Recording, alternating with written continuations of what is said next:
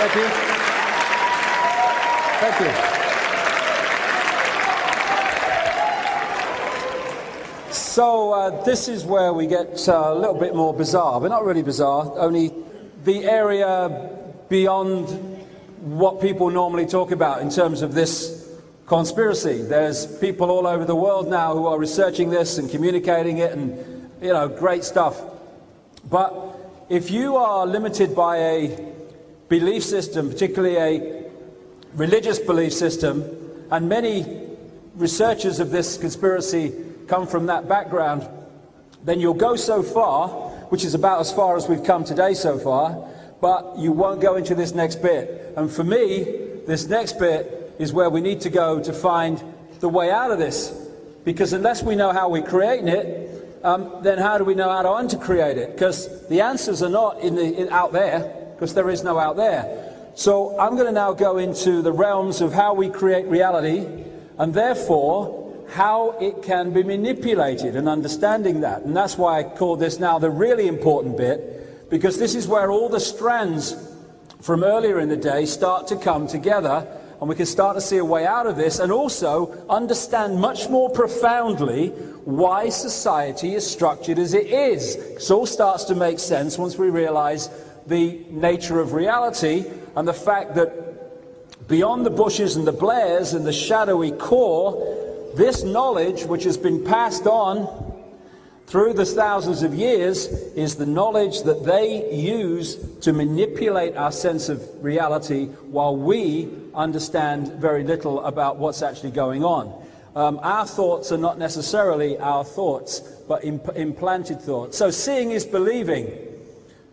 But actually the truth is, believing is seeing. And that's a massive truth that moves us forward. What is reality? Reality is an illusion. The only place this world exists is in our heads, and even our head, if you go on to another level, is an illusion. We are consciousness. We are infinite consciousness. This quote from Goebbels about vitally important to repress dissent, because the truth is the mortal enemy of the lie. Now we're entering the area of the biggest lie and the most important lie in terms of the few controlling the many indefinitely. And when we realize the nature of the lie, we can then take control of our lives back, collectively and individually. We are not this body. I'll get more into that as we go along. We are consciousness. We are consciousness that is connected to an ocean of consciousness we call infinity. We can perceive life as a droplet in an ocean. Oh, I'm just little me. Oh, what power have I got? You know, I was born in Leicester, I was, and I went to school, and now I've got a job, and I'm a droplet. But you can perceive that, and you will create a reality that reflects the way you see reality. That the perceived reality becomes the experienced reality. But if you perceive yourself not as a droplet, but what happens when you put a droplet in the ocean, there is no point where the droplet ends and the ocean starts. The droplet is the ocean is the droplet. We're all one infinite consciousness. Now when we perceive life from that point of view, the last thing we think of is we are powerless. Is that we have to look outside of ourselves to be told what to think. And so the whole conspiracy, at its really profound foundation level, is to hold us in a bubble in which we are operating on a fraction of who we are, and they use the physical body, again I'll come into this in more detail, to be the block on us being multidimensional infinite consciousness that cannot be manipulated. We are energy, awareness. People call it consciousness. My favorite word is awareness. We're awareness. And, you know, these can be photographed. We call them auras, but that's just one level of our infinite energy field. And we are not the body. The consciousness works through the body, which is nothing more than a biological computer, fantastic as it is. And when we leave the physical body, even every form of life, that's a fingertip. This is a plant, energy, life force. Everything has the life force. And when that's withdrawn, or withdraws, then the physical side of it, which is a biological computer, disappears. What the Illuminati want to do and have structured society to do is to make us identify who we are with the computer. I'm David Icke, I was born in Leicester in 1952. No, that's the experience I'm having. I am infinite consciousness. There are very different perceptions of reality. This thinks it's small and insignificant. This knows that it's everything, like we all are. But if you can be held in the perception of the physical body, the computer level, then you can be controlled very easily. Now, I had an experience over the last week. My mother died. She was in her 80s, and I went up for the funeral, and I was asked if I wanted to go and see my mother in the coffin. Now, I would have said no, I want to remember her as she is, but something said to me, go, go, go. So I went, and there was my mother in this coffin, and next to her was a massive blown-up picture of her with a big smile on her face, sparkle in the eyes. And I looked at my mother in the coffin, and I looked at the picture. That had no life. That was full of life. That was my mother. That was the computer with my mother gone.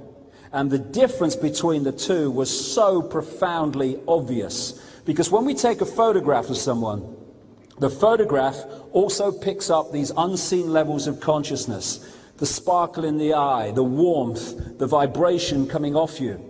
It picks that up. And that life that was in that picture, that was in my mother for 80-odd years, was that part of her that withdrew. And I'm glad it did, because that computer was causing her endless pain and misery. That withdrew and is now back in the land of forever, the land of consciousness beyond human sight, for reasons I'll come to. And this is how we have been misled on purpose, so that we perceive who we are and who others are with a physical form, when that's not what they are at all. Do we perceive people on the moon in spacesuits as being spacesuits? No, we perceive them as what is in the spacesuit.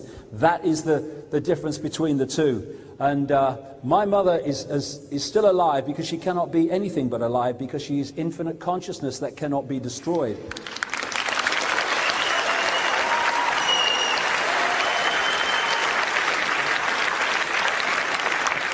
Now, this is a symbolic picture. There are now endless accounts all over the world of people who've had what we call out-of-body experiences, where they leave the body when the body physically dies, and they're looking down on their body, and when they're revived, they can tell the doctors and the nurses what they were doing and saying when they were apparently dead. They also talk about going through a tunnel and seeing people who've gone before. Now, what is another common theme of near-death experiences is people say when they've left the body and they are looking and perceiving this world from another perspective, they have massively expanded consciousness, so much so that they can perceive their entire physical lifetime in almost one thought. We're perceiving it in a series of thoughts going through what we call time. They're just perceiving it all in one thought, something that they couldn't even conceive doing when they were in the physical body. And what this physical body does is it limits the vision and perspective of consciousness. And we start to identify who we are with this physical world and with this physical body. Now, if you control the information that this level of us is implanted with from cradle to grave, then if consciousness starts to identify with the physical body as who it is, and disconnects its perception of being interdimensional and infinite, then it's going to get its information to get a fix on who it is and what's happening in the world through this information. It's not going to get it from out here through intuition, through knowing. It's going to get it from here. So if they can control that, they are literally programming a computer to see the world in the way that they want us to see it. And that's what they've done. The idea is to keep us in the five-sense reality, because they control that. And that's holding us in the level of the computer. This is a symbol of this tunnel that near-death experiences constantly talk about, where they're moving from this reality into another reality beyond human sight. Because we think, and I say we, I mean most people, we think that when we look through our eyes, we are seeing what exists in the space we are looking at. In fact, we are seeing through physical sight an infinitesimal fraction of what exists in this space. We're seeing a tiny frequency range accessible by five-sense sight. Now, according to mainstream scientific projections of what exists as mass and matter in this one universe, the electromagnetic spectrum is 0.005% of what is projected to exist in this universe. 0.005%, the electromagnetic spectrum. Human sight can perceive a fraction of that 0.005%. One of the other fantastically effective ways that we're controlled and manipulated is to get us to perceive that we are seeing what exists when we look through our eyes, when we're seeing an infinitesimal fraction. In the space that I'm occupying now are all the radio and television stations broadcasting to London. I can't see them, they can't see each other, because they're on different frequencies, different wavelengths. And therefore, they don't interfere with us, and they don't interfere with each other unless they're really close on the frequency dial. So in the space that I am occupying now, we all are, is infinity. An infinity of worlds and dimensions of existence and what we call life, all existing here.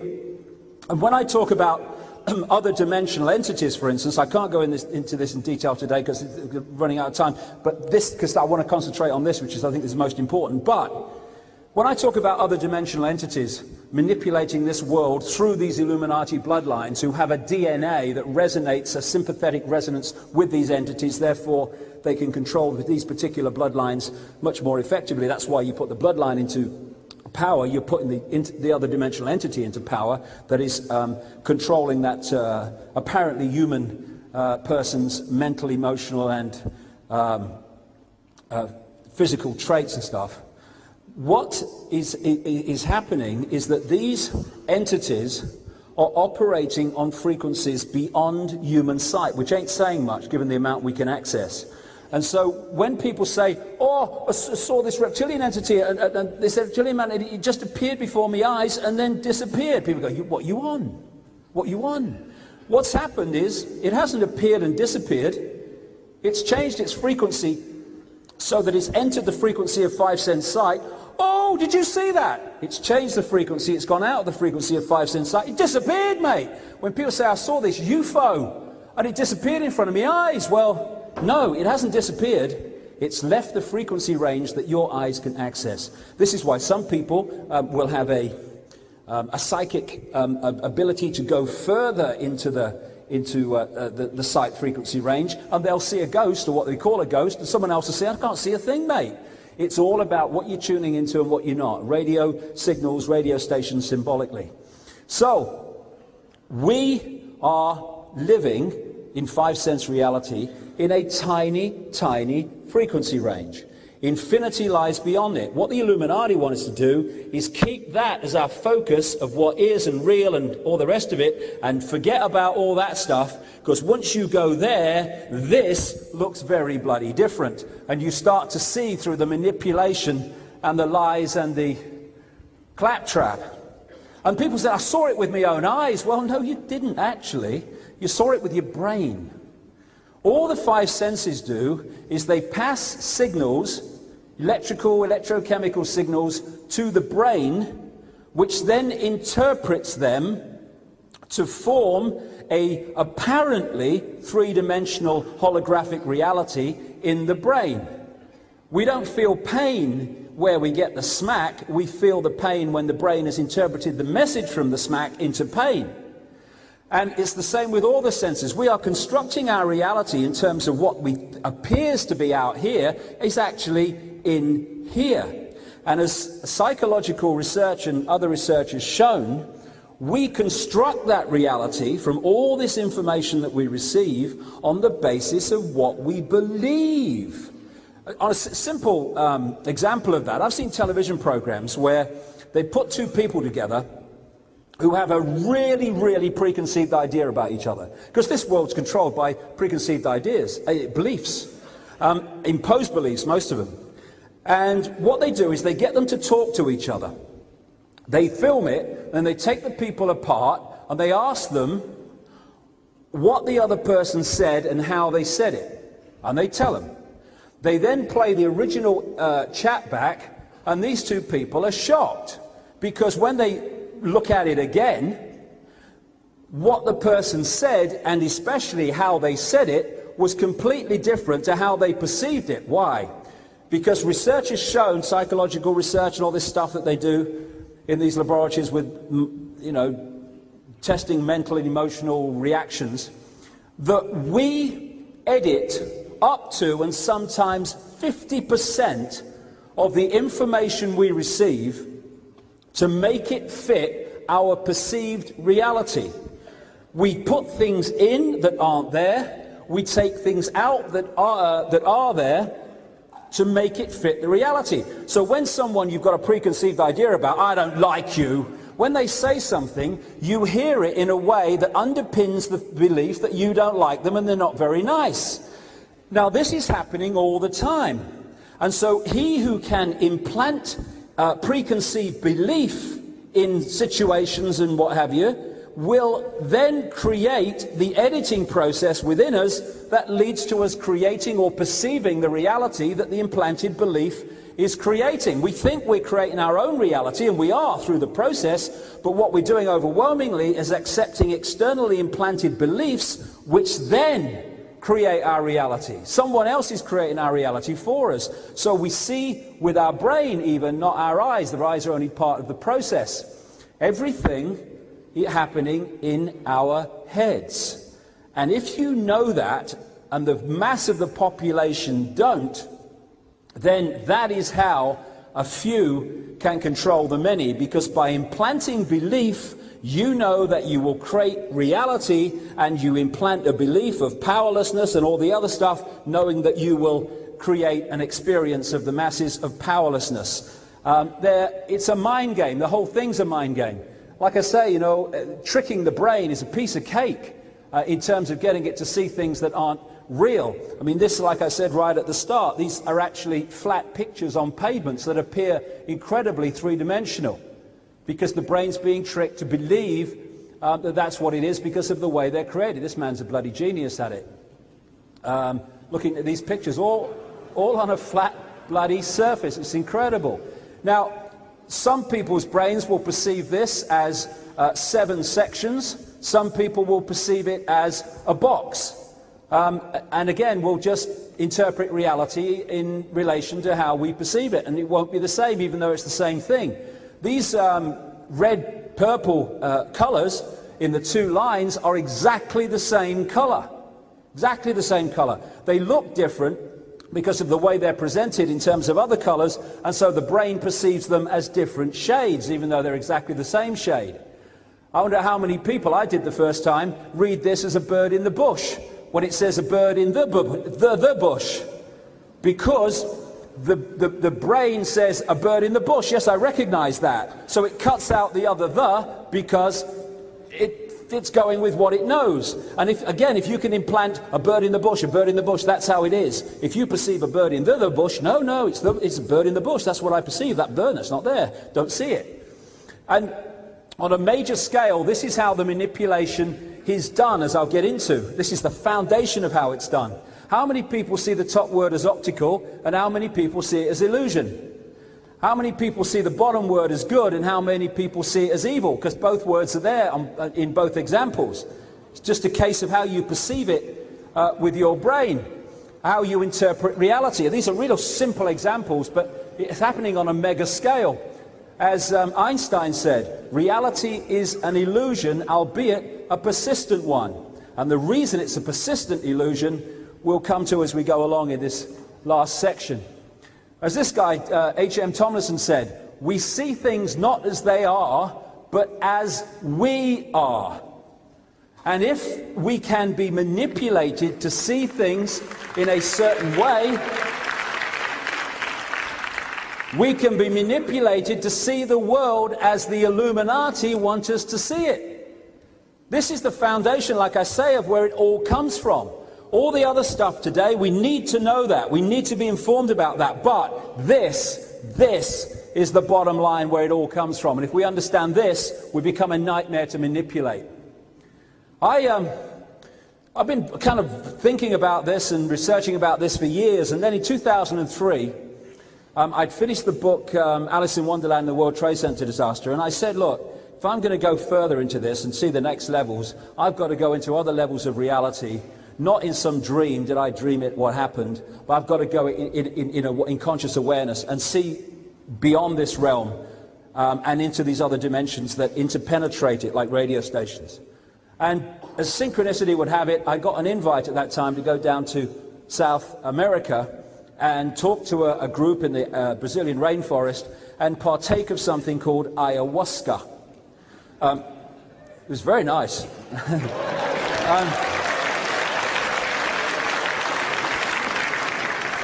And I took this stuff. I could have taken it 4 times. I took it twice. That was enough for me. And over 2 nights, I went into another state of consciousness. And especially on the second night, for 5 hours, this voice took a female form, but, you know, it's just that form. We are infinite consciousness, male, female, the whole thing. It talked to me as loud as I'm talking now for 5 hours about the nature of reality and the fact that it's all an illusion. And it was so funny. I mean, this level of consciousness, if it was a comedian, it would clean up. It was so funny. It was taking the piss out of this world and how we perceive it in the most brilliant way. Anyway, what it said was when it opened up, it said over and over again, it said, all you need to know is this: infinite love is the only truth. Everything else is illusion. And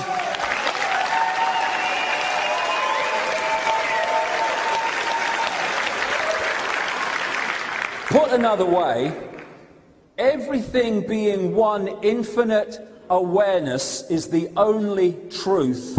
Everything else is the imagination of that awareness made manifest. And we can get caught in identifying with our manifest reality and delinking from an identification with that infinite consciousness that is manifesting this reality. We get caught in our creation and forget we are the creator. That's what we've done here. We've got locked and identified with what we are creating and what we're experiencing instead of what we are.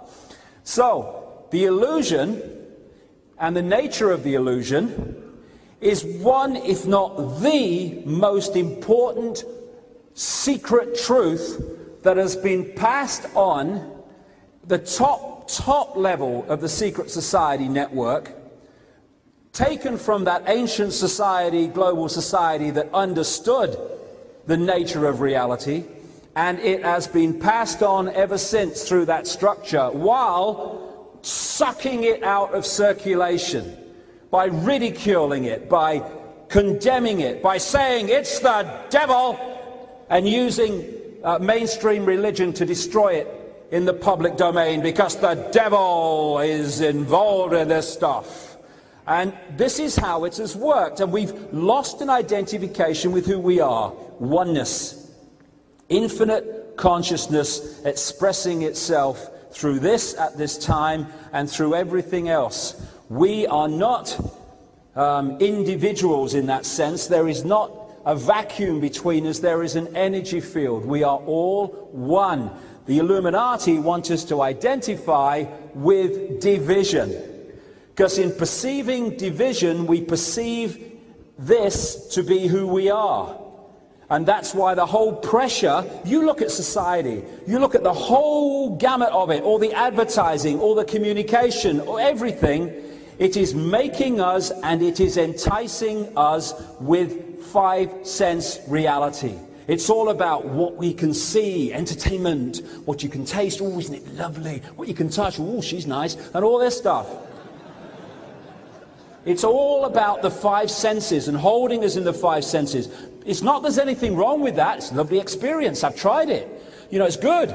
But if that is our entire perception, instead of that is me having an experience, but I am infinite consciousness, we start identifying with the five senses as who we are, then we are the fly in the spider's web. And that's why we've got caught. And that's why they've wanted to take out this knowledge in every way possible. But it's coming back, and it's coming back fast. This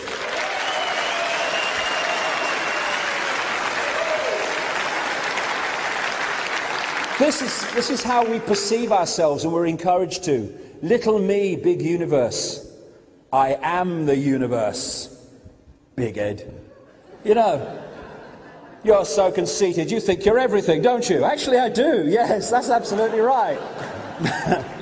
Hey, but so are you, you conceited sod. Yes. Think small, create small. We are oneness. They want to keep us in division. Now, the way they do it is get us to identify with the computer, and that's what it is. This is a biological computer. And after that experience with the ayahuasca and stuff, I came back and I started researching all this stuff from a scientific point of view to see if there was any correlation.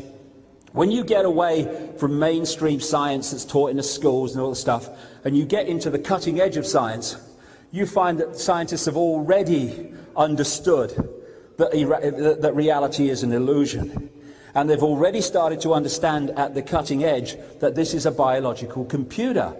Now, when I wrote my last book, Infinite Love is the Only Truth, Everything Else is Illusion, when it was finished in the writing stage and it went off to be designed as a book, I came across this article by Russian scientists who had got together with geneticists and linguists and many other different disciplines to try to understand, wait for this if you haven't come across it, what the 95% of DNA that scientists call junk DNA, because they don't know what it does.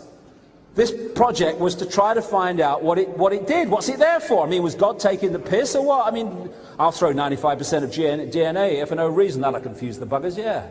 And as science being science, because it doesn't understand it, then it calls it junk DNA, as if it's got no purpose. It's just junk DNA, there's no reason, right?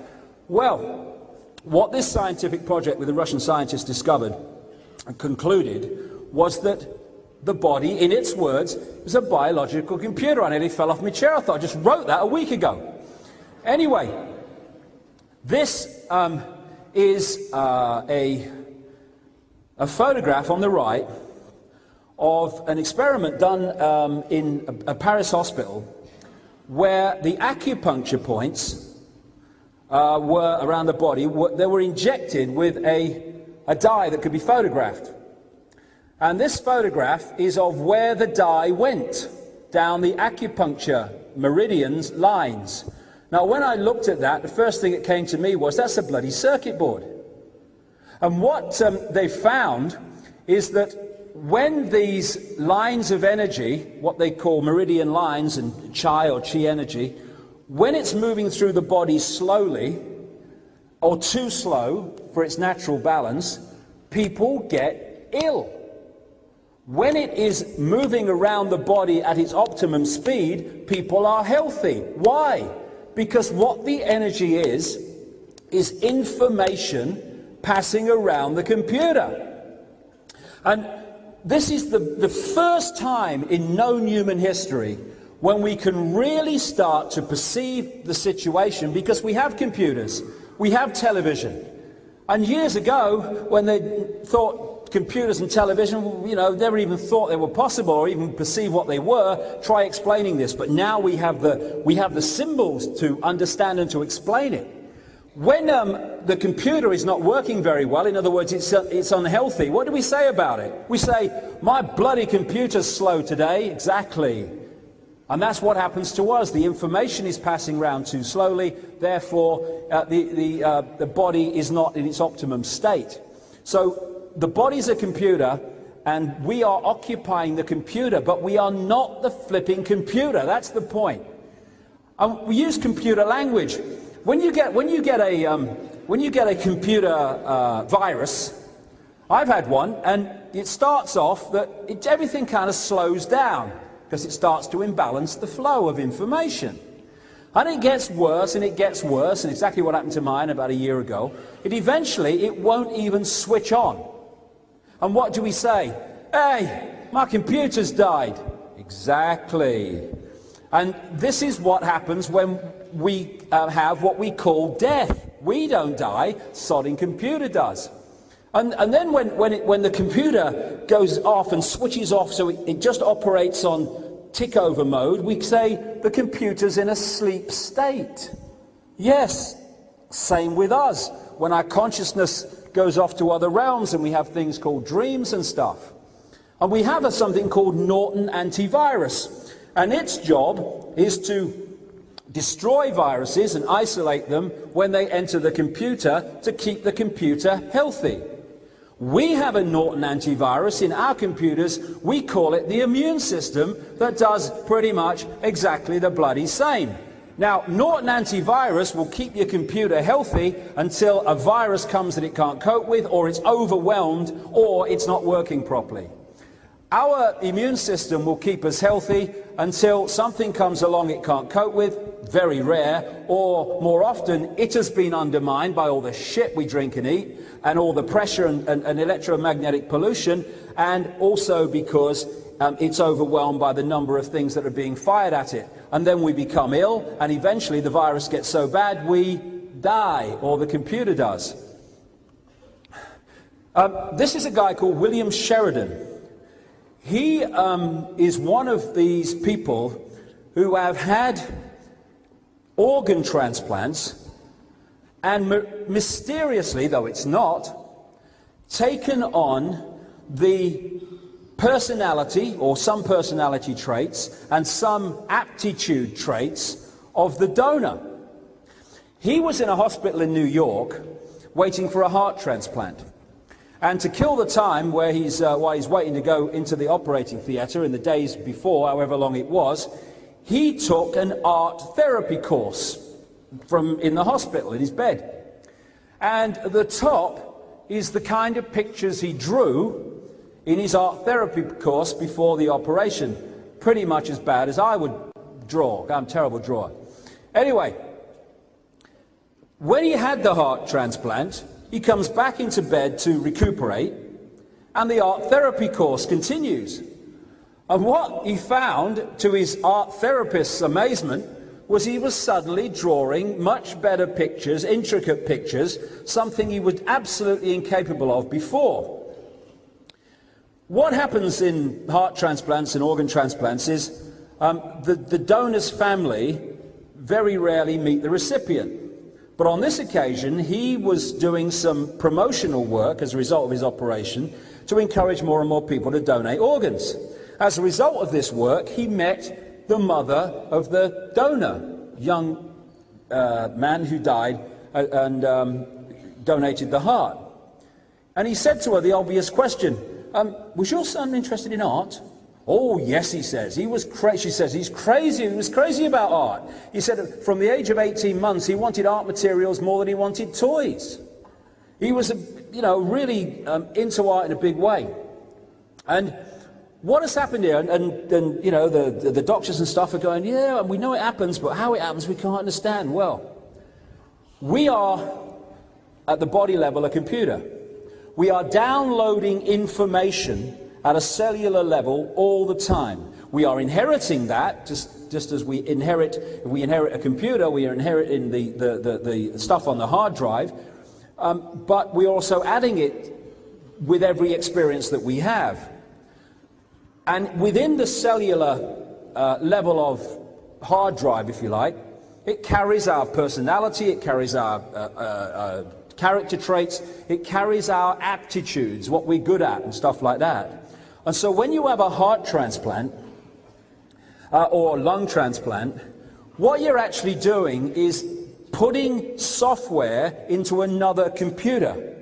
And that information contained in that software is then released into the computer as a whole, and you can take on the traits that it includes, which is an aptitude for art in this man's case. He also says that he took on different character traits, which also related, he found out later, to the kind of personality that the donor was. And there are so many stories like this.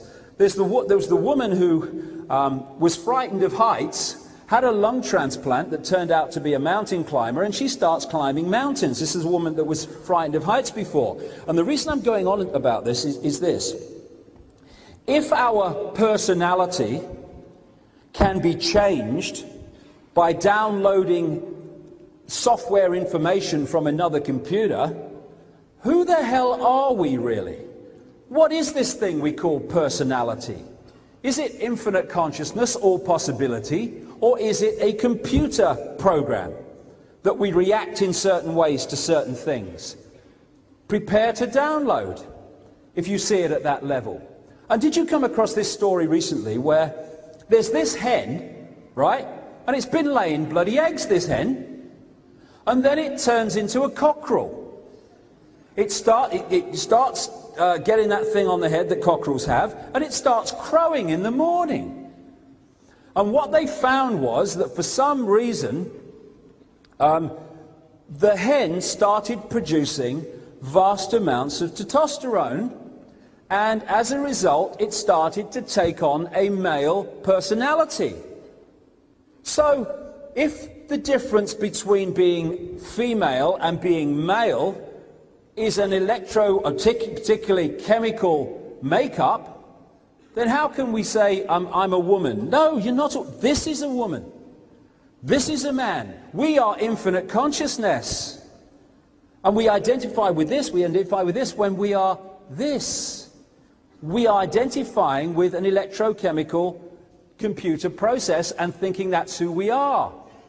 René Descartes came out with this French philosopher and thinker and all this other stuff, and he came out with this famous line, I think, therefore I am. Well, I would take it one stage further. I'd say, I compute, therefore I am, on this level, not on that level, on this level. Because electrochemical changes, even externally implanted, can change our personality dramatically. So, what is our personality? There was that lady, you come across the story, a couple of years ago. She had been in clinical depression for 40 years. After 40 years, she'd been institutionalized and all this stuff, and then someone said to her, can you remember if anything happened around the time you went into this deep depression? The only thing she could come up with was she had something like 19 mercury fillings. So she went and had the mercury fillings out, went on a mercury detox program, and after 40 years, her clinical, untreatable depression disappeared. Now, her personality for 40 years has been a manic depressive, but that wasn't her, it was a chemical process. So how can we identify with this as being us when it can be so changed by a simple chemical process? People like Paul McKenna, when he takes people, for people watching this DVD in other parts of the world, Paul McKenna is a guy who, at the start of a TV show, will have people who are frightened of spiders or frightened of heights or something, and at the end of the show he'll bring them back and they'll either not be frightened anymore or be a lot less frightened. What is he doing? He's going into the computer program that says, I am frightened of spiders, I am frightened of heights. He is wiping the computer program through various means which take out that character trait, which is nothing more than a piece of software, and suddenly the personality has changed. So if we identify with this as us, we're identifying with a programmed computer. And what the Illuminati want to do, and why they've structured society as they have, is to program the computer so A, we identify with it, and B, its program makes us react in the desired fashion. This is why the way out of here is going beyond the program. We see things not as they are, but as we are. It becomes more and more obvious. We are oneness, infinite consciousness, infinite awareness, but we are encouraged constantly to see ourselves in terms of division, and our reality is in our head when we think it's out here. Out here is just a mass of frequency fields and vibrational fields which we are interpreting and decoding as the reality that fits our belief, our programmed belief. What the human race is suffering from is mass hypnosis. That's where the real level of this conspiracy comes. Mass hypnosis. When I was researching my last book, I went to a few hypnotist stage shows to watch how they worked and stuff. And what they do, the hypnotist, he is implanting a belief in the stooge on the stage in a certain reality, like the person next to them on the stage is naked. There's an elephant in the audience. He's eating an apple when it's actually a potato. And what happens, because of that implanted belief, the program interprets reality to fit it. So the guy's eating a potato, but because of the program, it's an apple. His brain interprets the message not as a potato, but as an apple. Therefore, the guy thinks he's tasting an apple. And we are being subjected to that hypnosis all the time to tell us what to believe is real. And I've seen people on stages, they smell things that aren't there. They see things that aren't there, because the only place they exist is in their head, and if their head believes it, they will manifest that reality within it. And we talk about people waking up. Humanity is starting to wake up. Exactly what they're doing. They're waking up from the trance. We don't have to learn anything new. We are infinite. We have to remember what we have been manipulated to forget through the hypnotic trance that we're subjected to. And this is the wake up that's happening. We're waking up from the trance. The elephant in the living room. The reason people don't see the obvious, that is obvious to people who've started to wake up, hey, I can see it now, is because the program is telling them something different. The reason they can't see the obvious is the same reason that a computer will not do something you want it to do if it doesn't have the software downloaded to do it. And when we start to wake up, we start to see the obvious. My God, why couldn't I see it before? Because you were asleep. This is humanity. It's in an hypnotic trance, but it's waking up. And what the Illuminati are desperate to do in this Orwellian state they're trying to impose is to keep us, A, asleep, and if they can't keep us asleep, then keep us controlled when we're awake. Now, this is a wonderful book called The Holographic Universe by a guy called Michael Talbot. And I'll get into the holographic stuff in a minute, because that's important. Why do we see things in 3D? Because that's what we create in our heads, but I'll get into it. But he tells a wonderful story in this book, which really sums up where I'm going here. He says that his father had a party at home, and he got a stage hypnotist along to do party tricks. He got people to do all the usual stuff, and eventually he's got this guy called Tom, and he's got him to do various things by implanting belief, which he then takes to be reality. And towards the end, he said to Tom, when I bring you out from to a waking state, you're not going to be able to see your daughter in the room. At the same time, the hypnotist leads the daughter to stand in front of the guy, so he's looking in her belly. He then brings him out, and he says, can you see your daughter in the room? And he looks around, he says, no, she's not here. He's looking at her belly. The hypnotist went behind the daughter and he put his hand in the small of her back and said to Tom, who's there on the other side, "I'm holding something, Tom. What am I holding?" Well, he was bemused because it was so obvious he's holding a watch. He says, "There's an inscription on it. Can you read it?" He leans forward. He reads the inscription. His bleeding daughter's here. And people would say, "That's impossible. That's ridiculous. That David Icke would say that. It's so stupid." But it's not. Because the only place that scene existed in its three-dimensional, this is a physical word form, was in his head. Therefore, implanted belief, no daughter in the room. That implanted belief will not read the energy field of his daughter. It just won't read her because it perceives that she's not there. There's nothing to read. Because in this holographic movie that we create in our heads, the daughter is not there in belief, she's removed from the scene and you can see what's behind her because it's all an illusory holographic scene in our heads where we interpret reality to suit our belief. It's got so silly that we look around, and I understand it, but because of the way we interpret reality and we take fields of energy and frequency fields and decode them into a apparently physical reality, we look at the world that we live in, and my goodness me, does it look solid?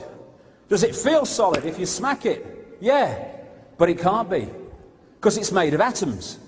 That's what scientists say, it's made of atoms, yeah.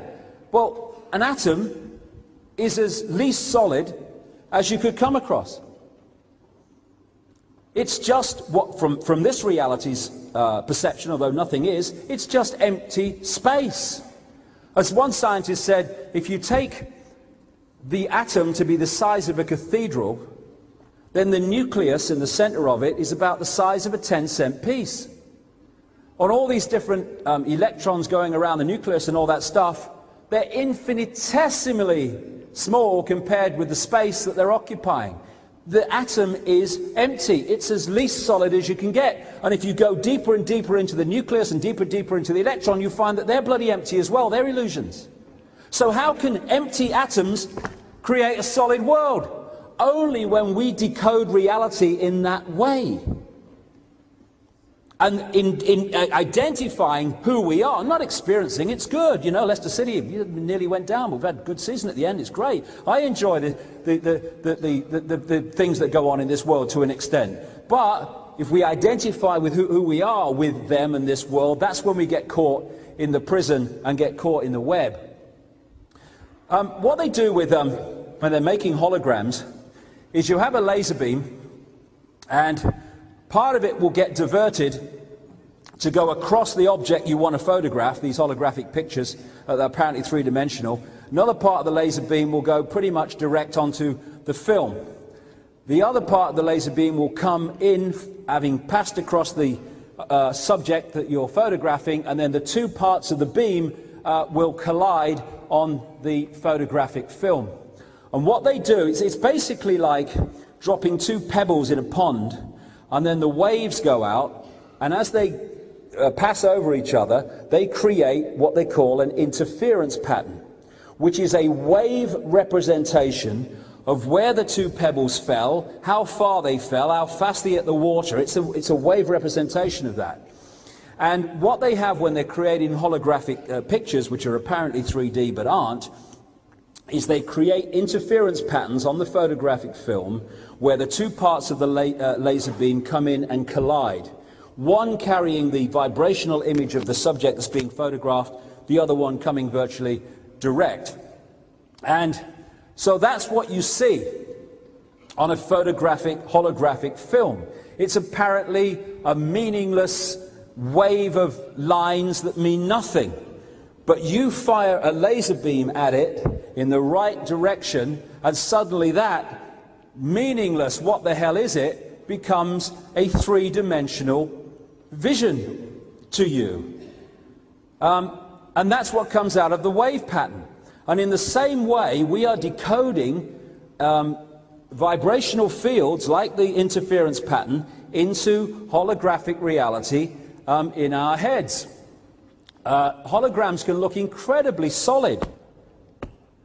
And we can feel them and experience them as solid when we look at them. That's a hologram too. These are all holograms.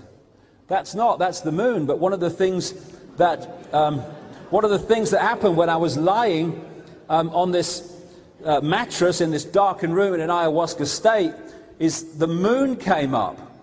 And this voice starts going, the moon. Poets wax lyrical to the moon. Illusion. And then he said at one point, do you think that's the earth you're lying on now? Illusion. All happening in our heads through our perception of reality and other things which I'll come to. All the things that we look at are holographic representations which we're decoding from energy fields into holographic illusory reality. These are holograms, the Earth and Saturn and stuff. And the brain is incredibly more sophisticated than the process of creating these holograms that you're seeing here. This is a computer image of a city, generated image of a city. Again, looks three-dimensional, even though it's not. And that's what we're doing all the time, creating or interpreting, decoding energy fields in the brain into a holographic reality. We see them as buildings and street scenes and people, but outside of us they are energy fields, because that's what we are, that's what everything is, energy, consciousness, awareness. What we're actually doing in this world, in effect, is experiencing a virtual reality game, where we're looking into a world and thinking it's real, when it's just an illusory reality that we're creating in our heads. Now, one of the amazing characteristics of holograms is that every part of the hologram contains a smaller version of the whole. If you get a holographic print and you cut it into 4, then you put the laser beam on each of the 4 quarters, you don't get a quarter part of the picture, you get a quarter-sized picture of the whole picture. It's an amazing characteristic that no matter how much you play around with it, it will always give you the whole picture, no matter what part you choose to use. Now, because the body is a hologram, and every part of the body hologram is a smaller version of the whole, that's where alternative healing methods come from, like reflexology, acupuncture, and these other healing methods. The reason they can find points in the feet that represent the whole body and different parts of the body, the reason they can find points in the ear that represent all parts of the body, and indeed everywhere else, is because the body is a hologram, and therefore every part of the hologram is a smaller version of the whole, and that's how this is possible. We're using the holographic reality to heal the whole body by using a part of the body. Because of the connection, one affects the whole. Because although it's a smaller part of the hologram, it is in effect the whole hologram. The DNA is a crystalline receiver-transmitter of information. We are receiving information and we are transmitting information and we are holding information. And it's done through the DNA and other related parts of the computer. This is what an article in the San Francisco Chronicle said. DNA is a universal software code. From bacteria to humans, the basic instructions for life are written with the same language. Every form of life, what we call physical life, is made up of DNA that has 4 codes, A, C, G, and T, and the difference between a mouse and me is the way that these codes are put together and relate to each other. It's a universal software code. This article said it, even though it wasn't talking about what I'm talking about. That's exactly what it is. And interestingly, when you see the 4 codes put together in their various sequences, which manifest as different physical forms, it always reminds me of the Matrix and the numbers and figures in the Matrix movie on their computer screens. Because if you look at it in the Matrix movie, when they looked at computer screens, they were looking at street scenes and situations in what we call this reality, because they were decoding the mathematical codes of what they call the matrix, the illusory reality, to see, like we do, to see a reality that we think is a world.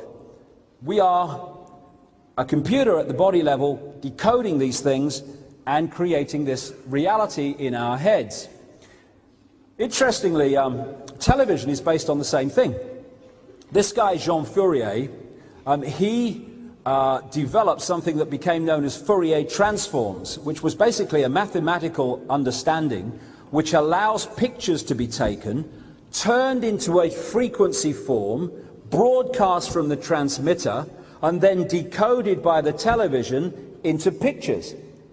You know, in this room now where I'm standing are all those radio and television stations broadcasting this area. Maybe Friends is on now, or maybe it's the news. But I can't see the bloody news. I can't see Friends. But if I get something that can decode those frequencies that exist here, I can suddenly watch Friends or the news, or I can listen to the radio. It's decoding those things into something that is tangible to us. That's what we're doing through the brain. The same thing, decoding frequencies into a reality that we think is around us, which is actually only in here. The matrix. This matrix is this illusory world that we get caught in. And what is the matrix? I've done a lot of thinking about this. The matrix, this reality that we're experiencing, is a holographic version of the internet. There's a very interesting and very pertinent question which people ask. I asked it myself many times. All right, mate, we're creating our own reality, all right? Okay, yeah. Then why can I see the same light that you can see? Why can I see the same theater that you can see? Why can everyone who walks in here see basically the same backdrop? Why can we both see the same car going past? We might not agree whether we like it or not, but we can see the same car. Because through the DNA, the computer, we are locked into a holographic internet, which has come under the name of the Matrix. When you log onto the internet in China, or South Africa, or America, or Britain, or anywhere else, you might have a very different computer, i.e. race, whatever you want to call it, but you are logging in to the same collective reality. You can go to the same websites. You might differ again on what you think of them, but you can experience that. You can go to sports websites. In terms of our reality, you can enjoy sport and play sport. You can go to news websites. You can be interested in the news in our reality of daily experience. And as in the China example, what they do is they cut off connection to the Chinese people of what they can access on the internet. So they can only access what the government wants them to access, because they don't want them seeing things that would make them see the world differently to the way the government wants. Symbolically, that is what is happening in our experience of this matrix in this world. We are being manipulated to shut out areas of knowledge and understanding which would get us to see the world in a different way to what the governments and the Illuminati through the governments want us to perceive and understand. It's the same thing. We're being shut off from access. So we're receiving, through being logged in through the DNA, etc., the computer, into this collective reality, this holographic internet. We are being locked into a collective reality in which we see the same scenes, and while we interpret them may be different, but we see the same scenes. We're experiencing the same reality, the same internet. The only difference is it's far more sophisticated, and we perceive it as three-dimensional through holographics. This is an article about DNA I came across. From the characteristic form of this giant molecule, a wound double helix, the DNA represents an ideal electromagnetic antenna. On one hand, it is elongated and thus a blade which can take up very well electrical pulses. On the other hand, seen from above, it has the form of a ring and thus is a very magnetical antenna. A DNA is a receiver-transmitter of information, and we lock into the internet, the holographic internet, the matrix, through this DNA connection. And one of the key reasons that the Illuminati are obsessed with bloodline is, what is bloodline? It is a DNA code. What is a DNA code? It is a computer code. It carries information, it carries knowledge, and it carries other stuff that they want to pass on through the generations to these Illuminati bloodlines, because it gives them a greater fix on the nature of things, a greater fix than the general population get. It's a software program. It is a hard drive, if you like, of information which they want to pass on to their bloodlines and stop the people getting. And they therefore have understandings, natural understandings and natural connections that we don't have. And it's through this software program, which is in itself, it is a frequency, a particular frequency, that they connect to these interdimensional beings, entities, that through them manipulate this world. They're operating on different frequencies, but they're manipulating this one through these Illuminati bloodlines, because it's all about tuning in to frequencies, etc. In the same way, we are transmitting information. There's the matrix holographic internet, and then there's also the other internet, the alternative internet, which is us transmitting from the DNA to each other. This is one way that we come up with this thing about telepathy, where someone thinks something and someone next to them says, I was just thinking that. There has been a connection, a broadcast and a receiving, and therefore the same thought appears to both people. The 100th monkey syndrome, where they found that once a certain number of a species has learned something new, suddenly many all or a vast number of that species can suddenly do whatever the few have been taught or learned spontaneously without being taught. They just know how to do it. How do they do that? Because those that have understood or learned something new, they transmit that knowledge. They don't know they're doing it, but they're transmitting it all the time, because we're transmitter receivers. Other members of that species pick it up. If it's a monkey, the elephant doesn't pick it up. Other monkeys in the same species pick it up. Why? Because they're operating on the same wavelength of that species, the same DNA code transmitter receiver frequency. Therefore, that species picks up the new knowledge, and not another species that is operating on a slightly different frequency. And that is why, when people start to change their frequency by beginning to wake up, they start to lock into the frequency on which this knowledge is being transmitted by people who are already aware of it and learning about it and waking up to understand it.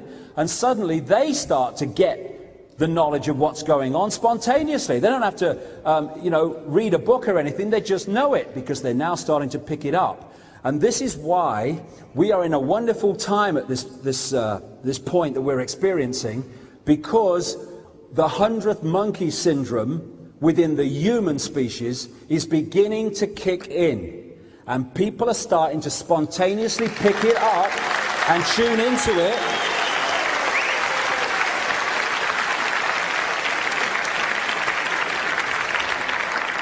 And that's what the microchip is really about, to suppress this process that I'm talking about, to shut us down from waking up and to shut others down from waking up as a result of this alternative internet and collective reality that we're talking about.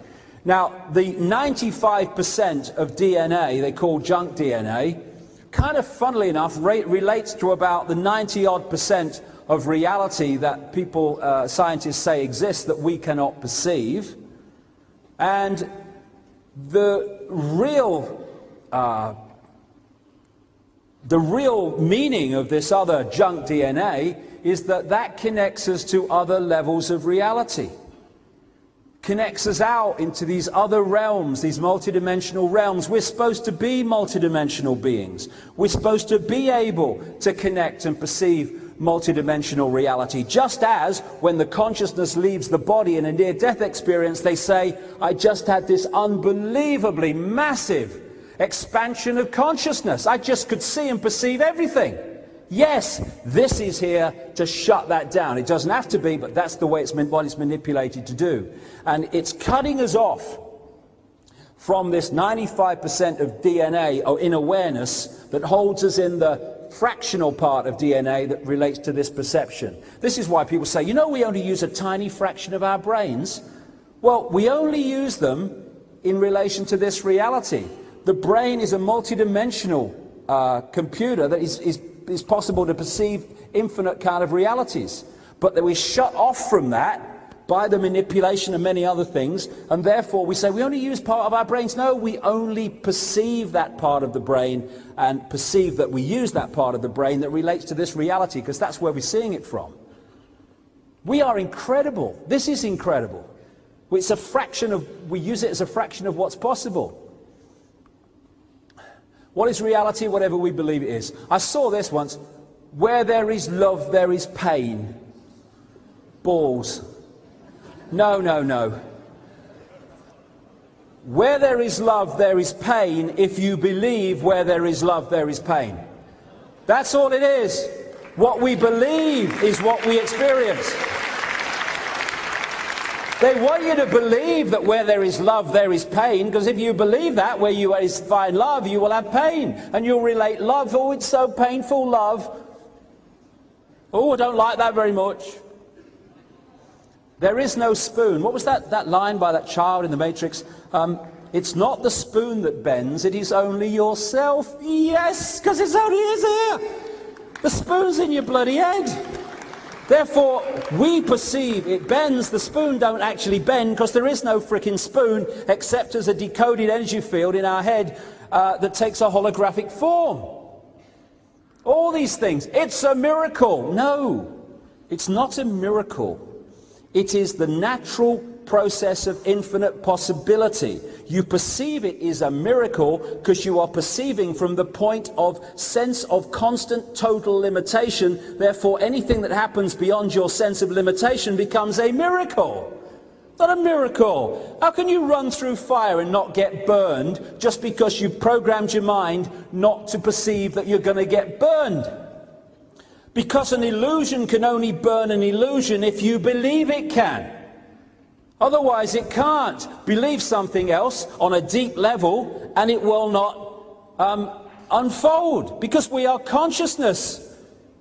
It's a vibrating field that we've decoded in our heads to be a holographic, apparently physical body. How can it be harmed or be burned except if we believe that is the way it works? It's all belief, all perception. William Blake said, if the doors of perception were cleansed, everything would appear to man as it is, infinite. Exactly. And if we reach that point where we cleanse the doors of perception and we remove the implanted limitation and sense of who we are, then we are not, I think, therefore I am. We are not even, I compute, therefore I am. I am, therefore I am. We just are. Everything just is.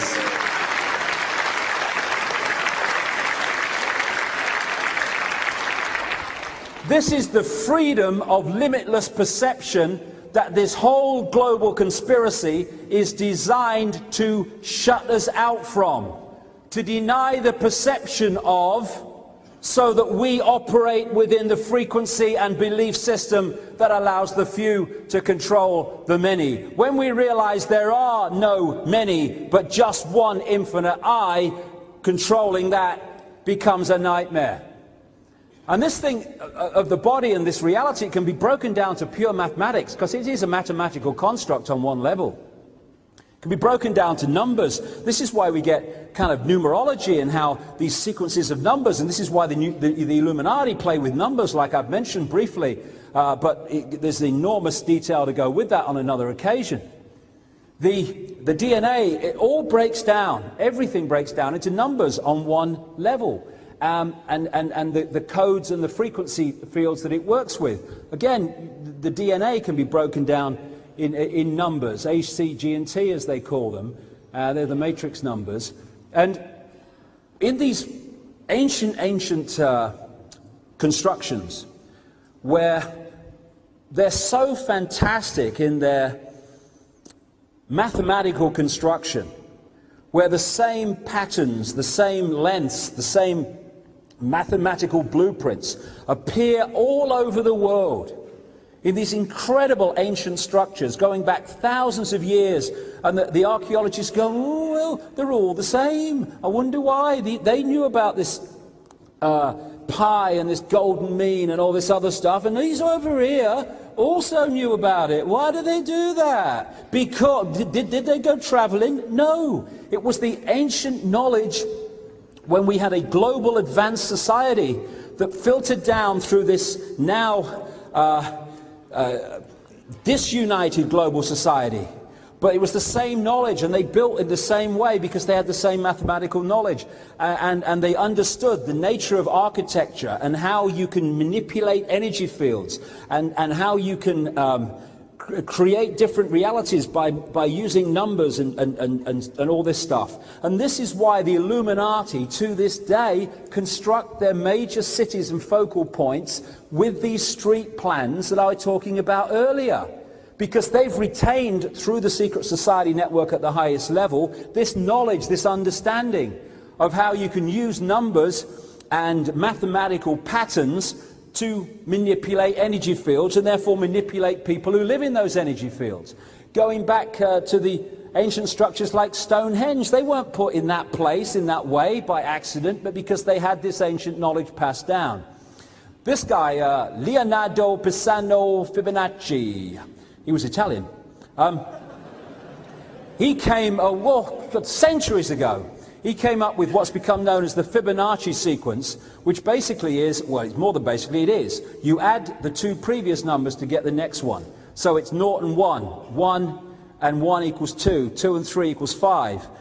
And this Fibonacci sequence is found all over nature, in the way that plants grow, in the way that shells form, in the features and distances between them in the human face. Because everything in the end can be broken down to mathematics, because it is a mathematical construct, this matrix that we are perceiving as reality. This guy, Stephen Marquardt, an American doctor who really went into the Fibonacci stuff in relation to the human body, he said all life is biology, all biology is physiology, all physiology is chemistry, all chemistry is physics, all physics is math, or maths as we call it in Britain. And he might have added, and all maths is energy. So if you understand, because you've had the knowledge passed through and you've added to it, the mathematical nature, then this is why the Illuminati are obsessed, as so many researchers have established, with number sequences, with doing something on certain days, in certain months, at certain times, which have certain number sequences. They're manipulating the matrix to suit their ends.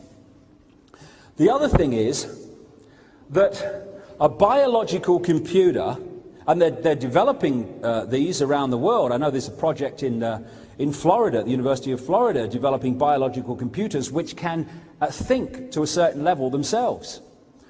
And this body can think. It does have the ability to think, because it's a computer, it can react. Many of our reactions, our emotional reactions, are not infinite consciousness reacting, they are the computer program reacting. And therefore, I've concluded myself that there are a very large number of people in this world who are not being they're not being motivated or inspired by consciousness. They are basically biological computers just going through the program. I mean, I've met a few, I have to say. And so in the Matrix movie, you had the woman in the red dress, whereby they created a computer program, for those who have not seen the movie, and these two guys are in the computer program, which looks extremely real, and this woman in the red dress walks past, which takes the guy's fancy, and he later realizes that what had passed him as a beautiful woman was actually just a computer program. But he perceived her as human, and like everyone else. And I think there's a lot of people in the world who are so detached from their consciousness that basically they are biological computers passing through what is called life, and the computer is doing the thinking, it's doing the reacting. And they, of course, hold up banners saying peace is war and get a brain, morons. You know what I mean? They're the kind of people, because consciousness would intervene there and say, don't talk such nonsense. And so for me, there are kind of three basic types of people in the world. There are people who are basically the biological computer operating the reaction process. There are people who are connected to consciousness, but they are so identified with the human body that the computer basically drives the bus, although consciousness can intervene. And then there are the people who are now waking up, and they're becoming multidimensional people, connecting again to the infinite consciousness that they are. And they are perceiving this world from here, while those caught in the illusion are perceiving this world from here. In short, these people are in this world, but not of it. These people are in this world and of it, because that is their level of perception. So, this is why people who are in the mode on the right-hand side are looked upon as crazy and mad and strange by those who are on the middle and on the left, because, not so much on the middle, but definitely on the left, it's because they are perceiving reality from such a different point of perspective that to them that is crazy, because that's what they are programmed to believe and the way they see the world. And so the reaction to me when I started talking about this stuff was mass ridicule. But because of the wake-up, it's changing, because we don't have to stay controlled by the computer. We can make a decision for consciousness to do that. And, and for me, I call them the red dress programs. For me, a lot of these Illuminati bloodlines, if not all of them, are biological computers following a program. And the program's in the DNA. And they're not really in charge of events. The program is in charge of events. And that voice, the female voice in the ayahuasca state, was talking to me about all this and talking about the nature of reality. And it said to me this, because it did most of it by asking rhetorical questions.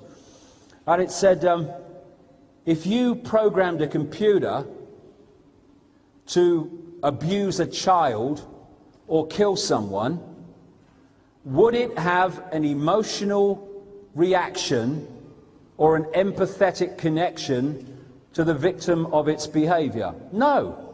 It's following a computer program. And in so many symbolic ways, these people are so computer-based rather than consciousness-based that they have lost the ability to empathize with the victims of their behavior. Therefore, what would limit our behavior does not limit theirs. So mass slaughter they do not have a problem with when it would cause us mayhem. So all over the world, in different races, not a racial thing at all, there are these people following the computer program, and they're being manipulated to do so and encouraged to do so by the Illuminati hierarchy who understand how all this works. So what is reality? What we're told to believe it is. Through religions. In the end, they may have different philosophies, but only slightly, if that sometimes, but they are selling a belief system, overwhelmingly, the vast majority of them at least, which is saying, this is the prison you need to live in. That if you step out of it, then you are no longer one of us. If you step out of it, then, oh, the devil's coming. And the religions have been used magnificently to keep people in this tiny prison box of perception that stops us getting out there and becoming infinite beings that we are. Simple philosophy, I think, is just my view. If we can give a name to what we believe, we're in a prison. Because infinity has no name. It's the force with no name. It just is. We just are. Once you start saying, I am a this, I am a that, you're already saying, I am a this, I am a that. I am a everything. And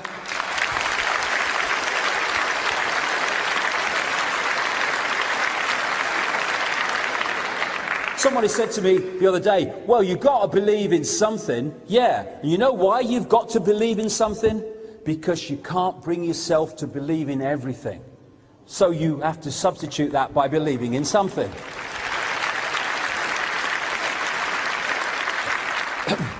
Now, let's bring this back to this whole thing we've been talking about today.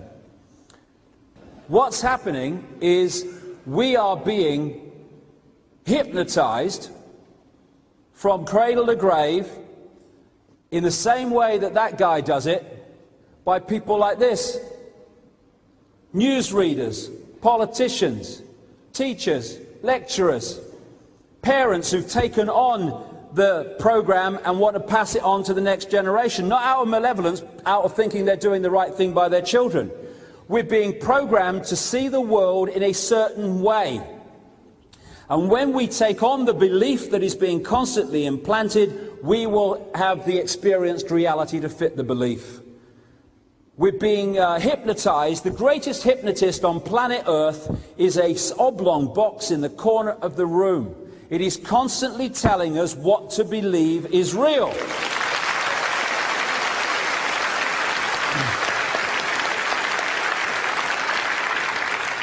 And you know, when you're watching television, you go into a brainwave state that is akin to being in a hypnotic trance. And so much is fed through that system subliminally as well as actually to get us to see the world in a certain way. They want to manipulate what is in our heads so that we see the world they want us to perceive.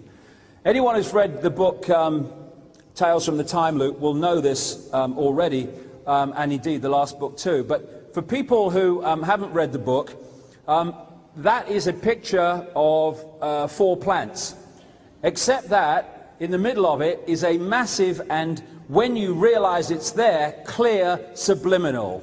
And for those who haven't seen it yet, and 95% of people don't, look between the plants and you'll see the word S-E-X, sex. Now, when I show you that picture, for those that didn't see it, when I show you that picture again in a few minutes, not only will you be able to see the subliminal word sex, it will be the only thing you can see. Why? Because that which has been subliminal comes to the conscious mind, where the conscious mind can see it and perceive it. This is why this information we've been talking about today is so important, because it takes the subliminal manipulation and it brings it to the conscious level, and now people who are aware of it, they read the world like a book compared with what they did before. I can see where they're going with this. I can see what you're doing there. You want that outcome. You start to get control of your reality back. But they're trying to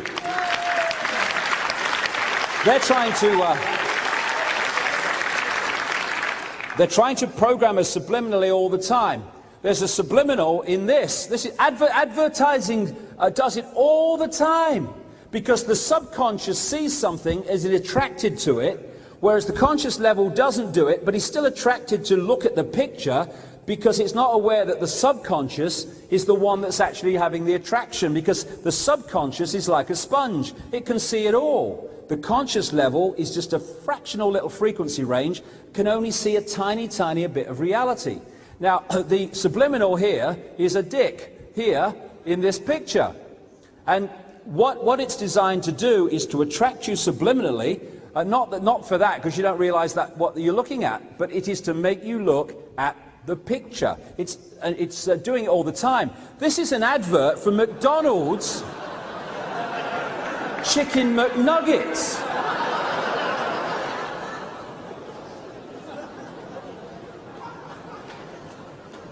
Now, I've seen a lot of chickens, but...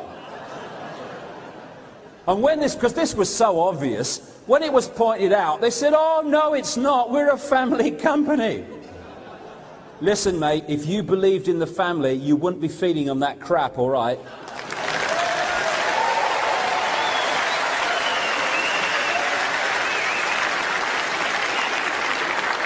This actually happened in the Gore-Bush election, the first time Bush was not elected.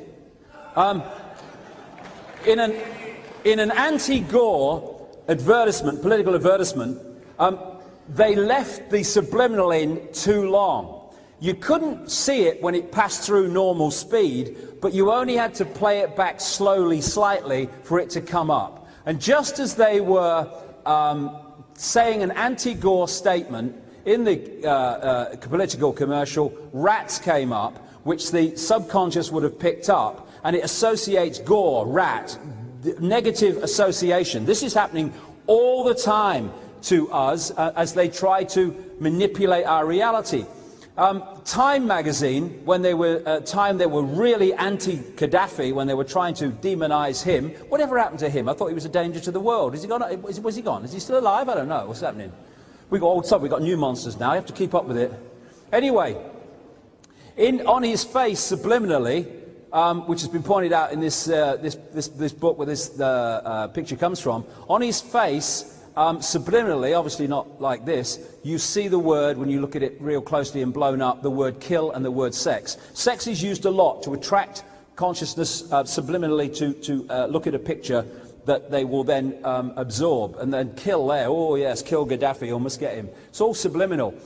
Interestingly, when we had these embedded reporters, embedded with the people that they were reporting about, therefore very, very easy to suppress what they were reporting in terms of the bigger picture of what people needed to know, they became known in the Iraqi invasion as embeds, embedded reporters, embeds. What do advertisers and others call subliminally implanted messages? They call them embeds. And that's what these reporters were, subliminally apparently reporting the news of the war while actually reporting a version that suited the authorities. They'll put people, you know when you're talking to someone, I mean imagine if I spent the day like this, and then this happened, and then that happened.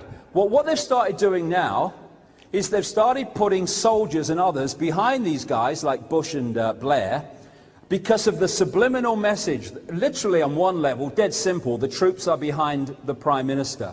And all these kind of subliminals are put in. A simple one like they arranged for this child to be picked up by Tony Blair when he first went to Iraq to give the subliminal and literal message of, hey, look, great for children, when they've slaughtered tens of thousands of them, but we won't mention that. Well, with Mr. Blair. He kind of took it too far, as he normally does. But this is the principle of it. It's all subliminal, kind of manipulating our reality with stuff like that.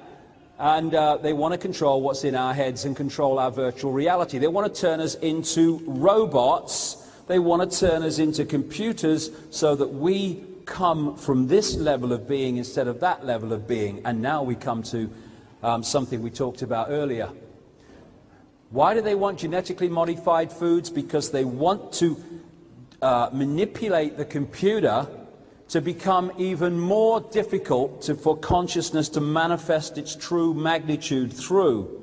When people suffer brain damage, and they are incredibly limited in what they can perceive, and they're called vegetables and all this stuff, they're still infinite consciousness, and when they leave the body, they are infinite consciousness. The problem they have is the computer is knackered, and so consciousness cannot manifest itself through the computer, just as when you're trying to do something on the computer. It doesn't matter how computer literate and brilliant the guy on the keyboard is, if the computer knackered, it's knackered. There's nothing you can do. Same principle, same symbolism. And what they're trying to do now, with all this stuff I'm going to talk about in the next little sequence, is to suppress and imbalance and destabilize the computer to an even greater extent, so that the waking up process that we're now in cannot manifest itself through the computer into this level that they are manipulating and seeking to control. That's what genetically modified food is about. Fluoride. Now, all these things that I'm going to go through have one thing in common. They are what scientists call excitotoxins. In other words, they excite brain cells to the point where they cease to function. The electrochemical process of the brain and the body, which manifests as our emotions, as with the example of the mercury in the case of the lady that transformed her personality, they are trying to destabilize that electrochemical balance so that this computer will not allow consciousness to manifest its true genius into the world that we are experiencing.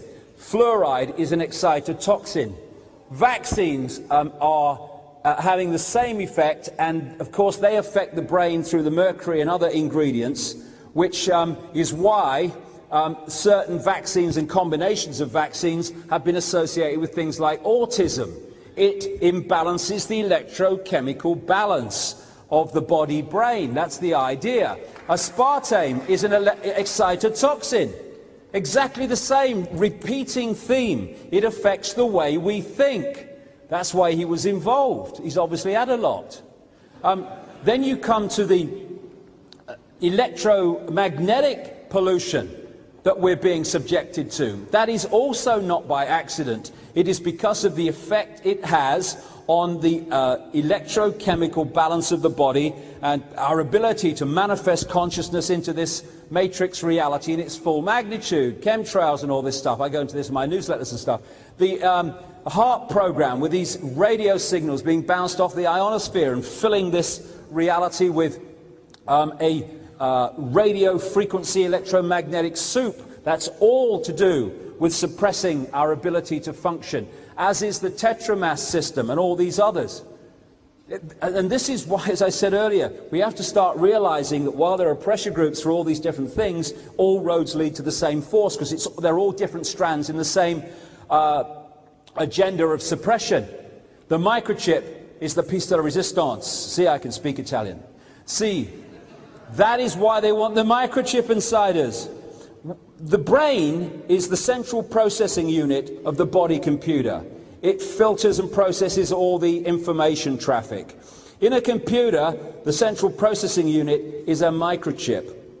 What they want to do with the microchip, the real reason, is they want to hijack the electrochemical processes of the body so that they can intervene in the way that information traffic is communicated through the body, therefore affecting the way that consciousness can manifest itself through thought, etc., out into this reality as behavior, understanding and wisdom. They want to shut us down. That's what the microchip's about. That's why that guy with a patch on his chest said, if people say no to one thing, say no to the microchip, because that is the robotic agenda, turning us into robots on a real literal scale. What they want to do is hold us where we've always been in recent times, in the eggshell. Hold us in this computer level sense of reality we call the five senses, and disconnected from the infinite consciousness that we are. And we are caught in this matrix because we operate on that level and we perceive division instead of infinite oneness. And so what we do is, it's a thing I've termed over the years combing the mirror.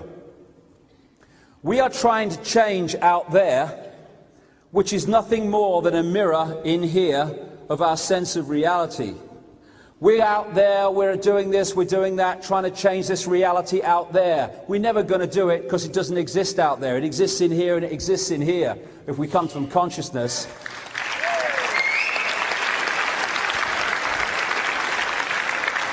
What the Illuminati want us to do through all those institutions is to perceive change happens out here.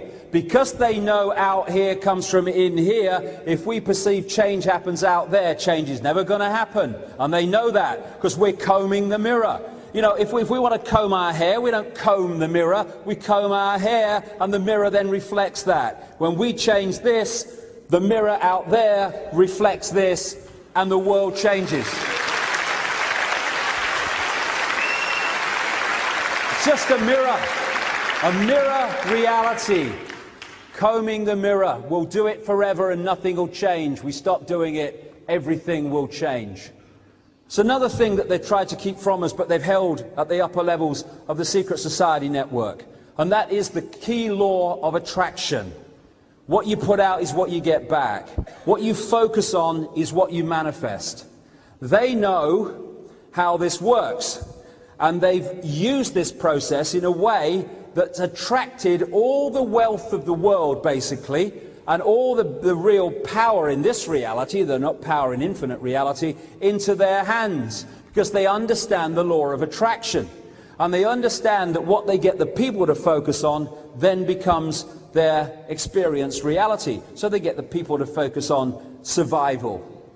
That's the key thing. Keep them in a mode of survival, and then they will always experience a life of surviving. Have I got enough? Will I get to the end of the month? It's not that there's not enough wealth in the world. The world is infinite possibility. Money's a freaking energy field. That's all it is. It's not enough. We've got infinite energy. What they've done is made sure that the energy we call money comes into their control, because they understand the way, the process of getting energy flows of certain kinds going in their direction. Then they manipulate us to go like that, push them away. All the time we're pushing away what we want because we don't think it can happen. Nothing ever happens to me any good. You know, everything goes wrong. You know, I'm having quite a good day today, but you watch it, it'll change. What happens? See, I told you, it's bloody changed. No, you have created that. Your reality is it's going to be shit this afternoon because it's been great this morning. Hey, it's shit this afternoon. See, I told you, you were right. There's nothing to do with you. It's just, you're so unlucky. I had this guy wrote to me years ago. He said for 16 years he kept facing the same situation, and every time he made the same, it was in different forms, but the same basic choice, and he kept making this choice. And it kept repeating and repeating and repeating and repeating, because he was creating it. It was his reality. And one day, after all this time, he was safe with basically the same choice, and he made a different choice. That situation never arose again, because he had changed his reality. There's a great line: if you always do what you've always done, you'll always get what you've always got, because of the law of attraction.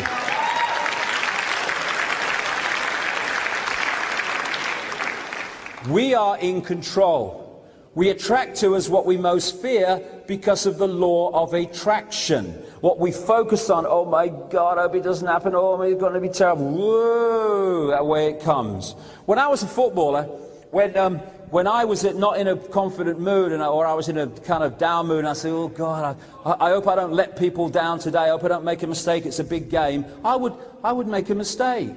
Because I was creating my reality. I can see it now, so obviously that's what I was doing. When I was in a different mode, I didn't make mistakes. Because I was in a different mental state, I was attracting a different reality. It's all us that is creating this. The difference is understanding this and saying, okay, I now am going to create my reality from my perception and what I want, instead of I'm going to accept unknowingly, because I don't know how it all works, an implanted version of reality, which I will then create an experienced reality that suits the people who've implanted the reality. Get rid of that. It's still the same process of creating your own reality. It's just that we're creating our wanted reality now, instead of taking on someone else's without realizing how the system works. Talk about fear. So Gandhi said, today is the tomorrow you worried about yesterday. Was it worth it? But they want us in a place of worry, sense of survival. Oh my God, what's going to happen next? Oh, have you seen the news? Bird flu, oh my God. They want that, because then we will create a reality that suits them. Divide and rule, fear. Save us, do something. Give me that Tamiflu. Give me that Tamiflu for the bird flu that Rumsfeld's got massive shares in. Go on, please.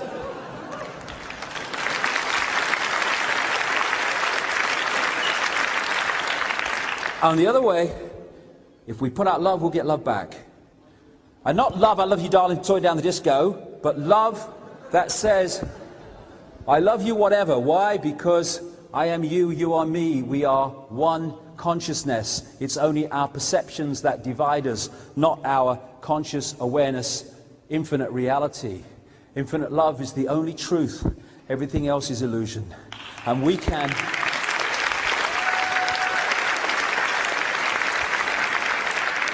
create an illusion that is a nightmare.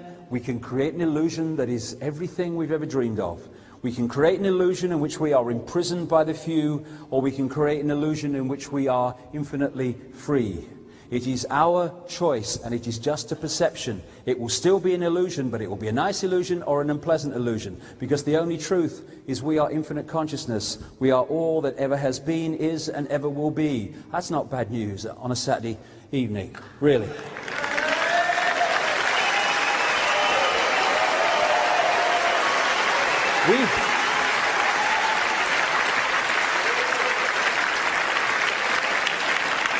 I go into this stuff in my last two books, but I can tell you, through my years of research, there's always been some force that said, look at this, look at this, look at this. And right through the 90s, it was, look at this, 5 cents, look at this manipulation, look at these connections, look at the way they manipulate, look at this. Then it was, hey, look, other dimensional entities, look at this other dimensional level of this. And now it's saying, this through synchronicity of my life, it's saying, this is what you need to look at.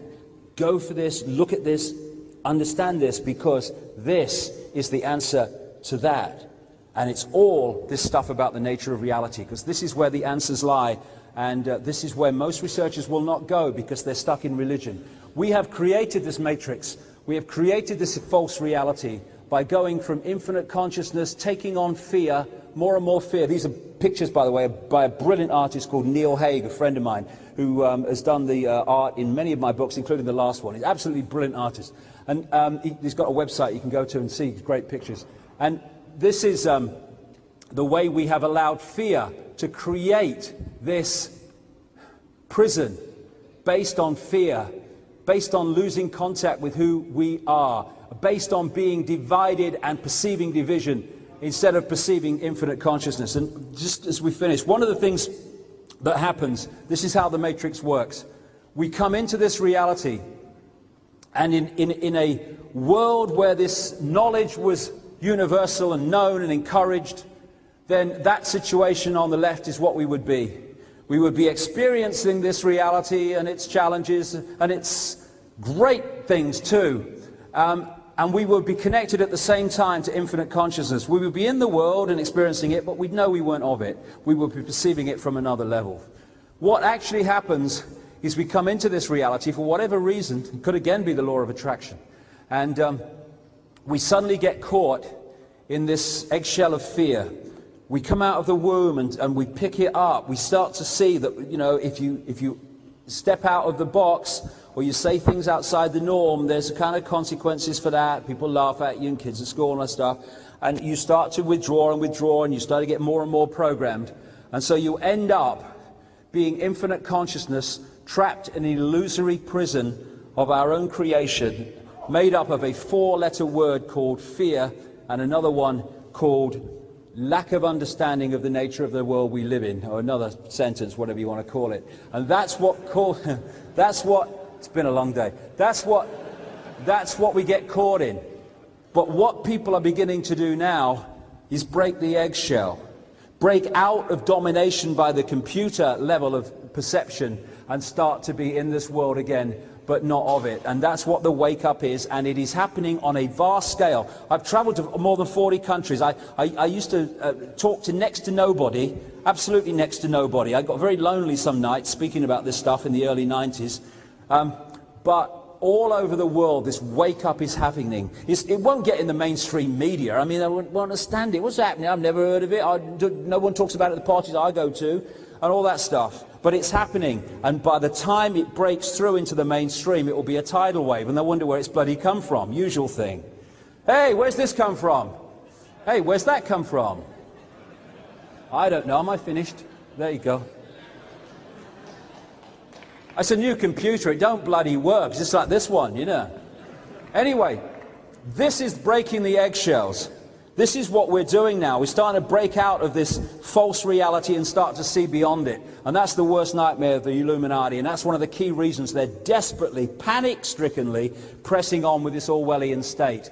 Because once you break through this level of perception into the infinite level and bring that down into this reality, you start broadcasting that around on the alternative internet between DNA on the same wavelength. You start to wake other people up. People say, what can I do? When you wake up, you cannot walk down a supermarket aisle past people without affecting them on some level. You cannot do it because your wavelength starts getting picked up. We are like broadcasting a new drumbeat.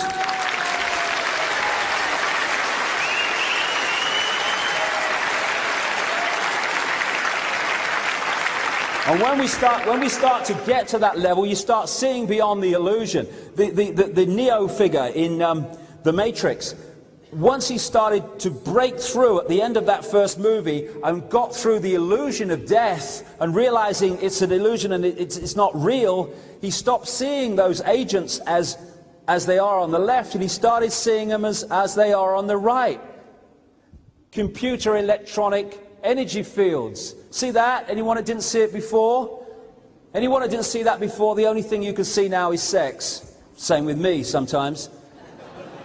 Because that which was subliminal has come into the conscious mind, no longer manipulating, clear as bloody day. And that's what this information is doing to people in changing their reality from division to oneness. Free your mind. First thing, realizing you are a slave, Neo. Realizing what the situation is, which was the first part of this talk. This is the game that's being played around us and we are pawns in. Then saying, I choose freedom. I don't want that. I am me, I am free. And then you go through this process, which most people have been through, of transformation.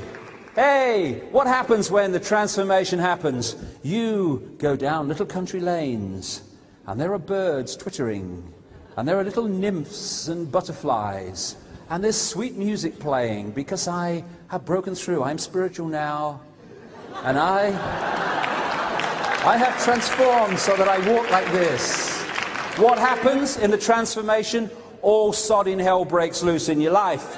That's what happened to me. A couple of years into this transformation of mine, I thought, if this is spirituality, you can stick it, mate. This is no fun. But if you keep going, and you keep doing what you believe to be right, and you keep doing what your intuition, your knowing tells you, then you come through it, and you break through it, and you transform your life. Yes, I've been there, mate. Morpheus, I have been there. About 3 times yesterday and once this morning. Know thyself. This is the key for me. It's the kind of thing, know thyself. It sounds kind of trite, but there's a difference between thinking and knowing. The computer thinks. The computer has emotions. They're electrochemical processes. That's why chemicals can affect emotions, and emotions produce chemicals in the body.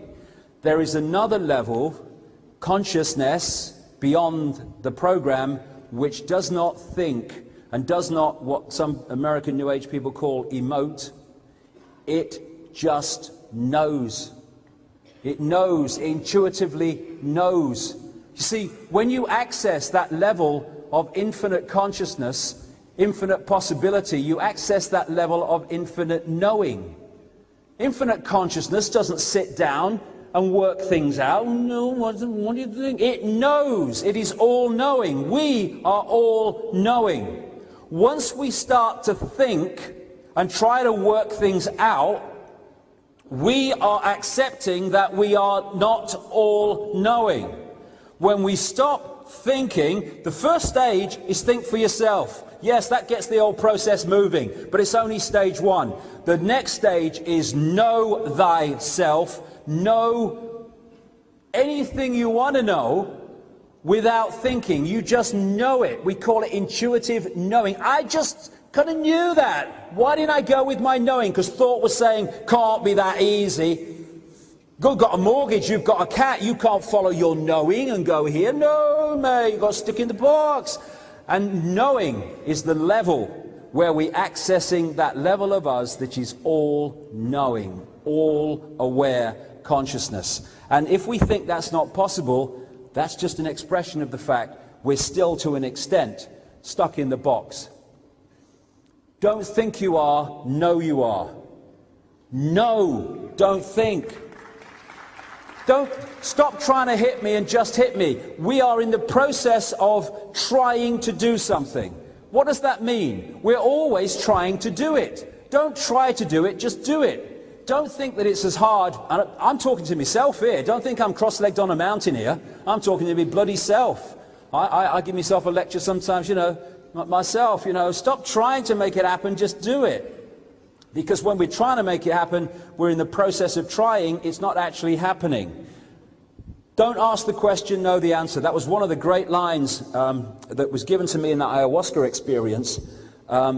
It's from the Matrix movie. There's a line in it where I think it was the Trinity character said, "It's the question that drives you mad." And this voice in the ayahuasca state said to me, it's not the question that drives you mad, it is asking it. Know it. There are no questions to ask. We already know. And when we think we have to ask, we are all still perceiving division and limitation, when knowing knows all, and we know all, and we become the one, the oneness in awareness.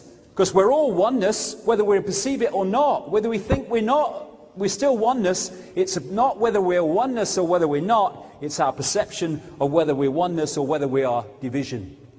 And we're at a point, a fork in the road, where we can waken and start living this world from that point of infinite consciousness and transform it, because we are the world and the world is us. They're just mirrors of each other.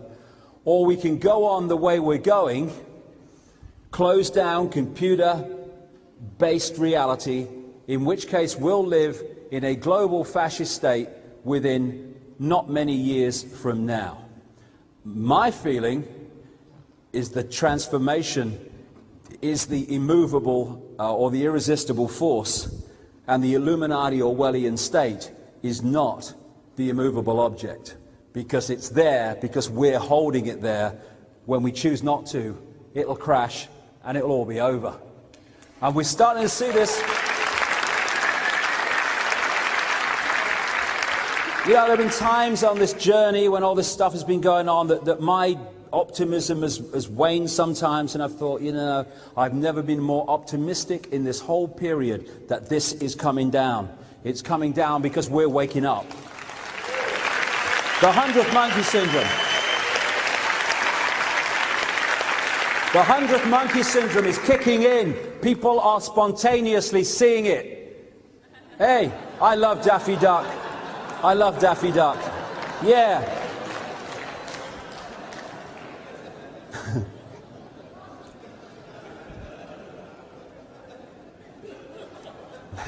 Big Brother. Yeah.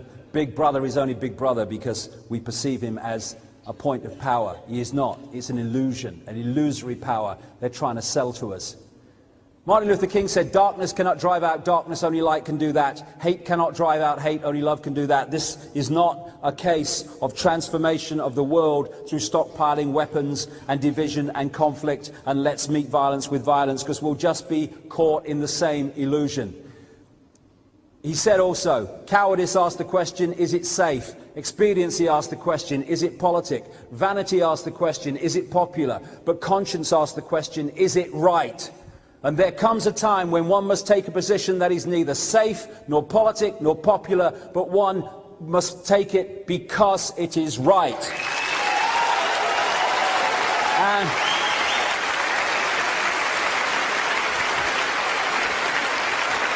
you know,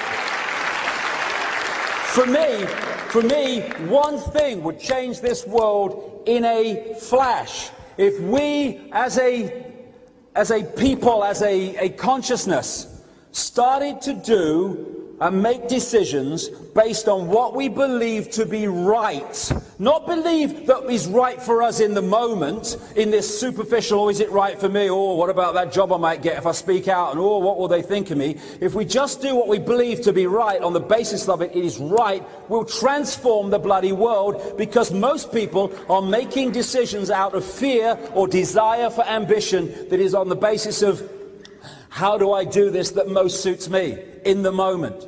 When we go from it, what is right? Never mind what suits me, what is right? That would transform everything.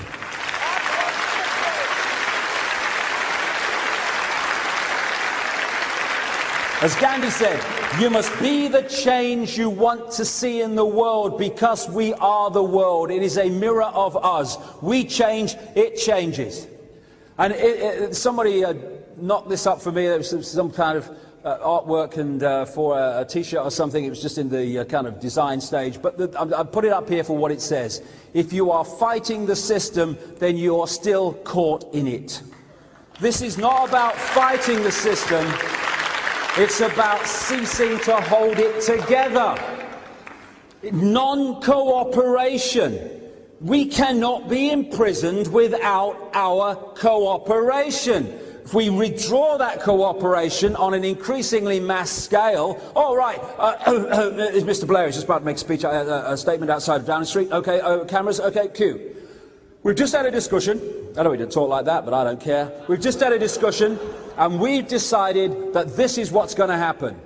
Now, that only happens if the people say, well, he said it, it's the law, then it must be allowed to happen. If we say, no, mate, it ain't friggin' happening, all right? Where's his power? He's got none. His power is in our acquiescence.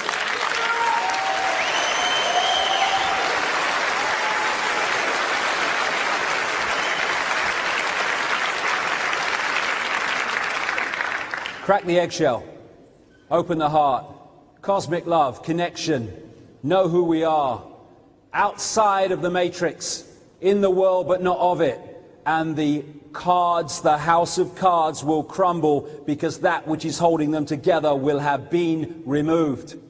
And the Illuminati and all its imbalanced, sick, disturbed world that it wants to create will simply be dissolved, because we will perceive it out of existence. Jimi Hendrix said, when the power of love overcomes the love of power, the world will know peace. And I would add this, only when we know who we are can we know freedom. Because how can we know freedom if we do not have the coordinates to understand how free we really can be? Not free of the next tax demand, not free of the next Blair Bush introduced law, not free of, but free in infinite reality, infinite awareness forever, because that's all that exists, now and forever, everything. That's the freedom that we can be and we are outside of this illusion, and that's the freedom we can only know by understanding that's who we are. And infinite love is the only truth, everything else is illusion. And we are at a wonderful time. Years and years ago, I came across this wonderful piece of music by a lady. She came from Germany and then came to live on the Isle of Wight. And she wrote great music, sang great music about all the stuff we're talking about. And one part of one song said this: we are the power in everyone. We are the dance of the moon and the sun. We are the hope that will never hide. We are the turning of the tide. And we are. Thank you very much. Thank you. Thank you very much.